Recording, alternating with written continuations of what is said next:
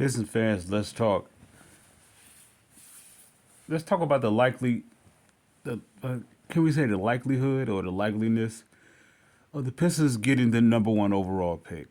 Okay, they have the worst record, and it solidifies them to a 14% chance of getting number one. It also a high percentage of 40% or that they likely will not get it. So I want to say the competition of getting the number one pick is the Texas Triangle. Okay, all right. Now, this is the reason why that the NBA would do it, as well as why the NBA shouldn't do it. Well, the Texas Triangle, you have Dallas, San Antonio, and Houston, right? Well, Houston had Yao Ming and Elijah as they number ones overall, right? San Antonio had David Robinson and Tim Duncan. Now, when it comes to Dallas, Dallas never had the number one pick. And from my understanding, they never. If they did, I believe they had a number two. If you were to pair him with what's I'm drawing a blank on the guy.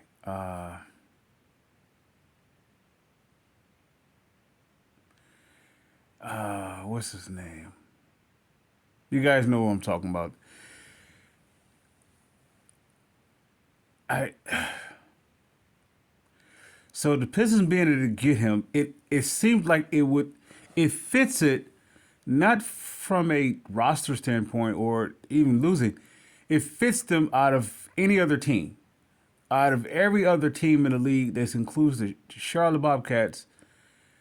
Detroit is the most fitting, even though they would say that he is you know, he's a high caliber talent, and he's going to go to a market where they can showcase him. Well,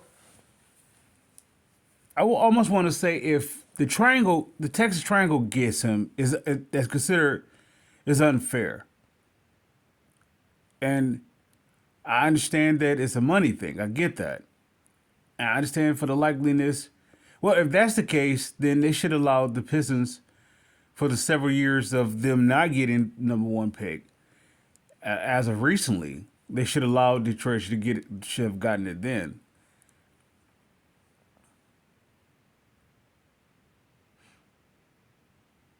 Now, of course, Detroit is nowhere in the position like they were when they was drafting Darko. So drafting Victor, you know, I want to say the league allowing Victor to come to the Pistons is most fitting. And out of all the major markets, of course, you have, like I said, the Texas, and then you have the likelihood of, I don't know, New York is not up there. I don't think New York is. I'm not. I'm drawing a blank. Who are the top teams to get it? You know. So if anybody out of the top three that don't get the number one pick, of course we could say it's rigged. Yeah, I get that. This is why the pick belongs to Detroit. It's not saying it from a biased perspective. It just belongs to Detroit. Detroit only had the number one overall pick maybe what I want to say twice in their career. I want to say I believe Jalen Rose's dad was a pick number one, and I want to say Bob Lanier. I'm not sure. And of course you have Cade.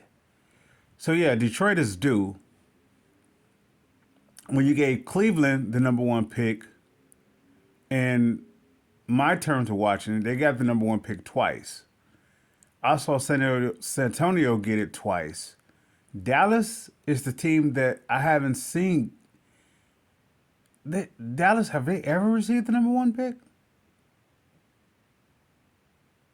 I don't know. No, I don't think so.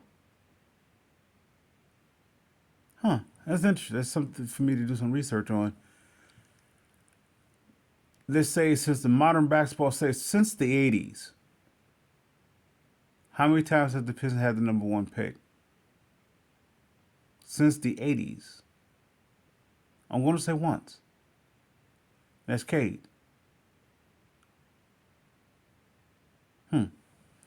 So I just want to spill that, that take of, it is likely is most likely that he'll go to one of the Texas teams.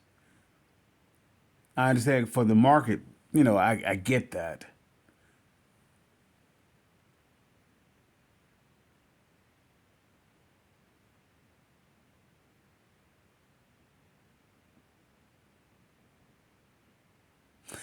Piston fans, I salute.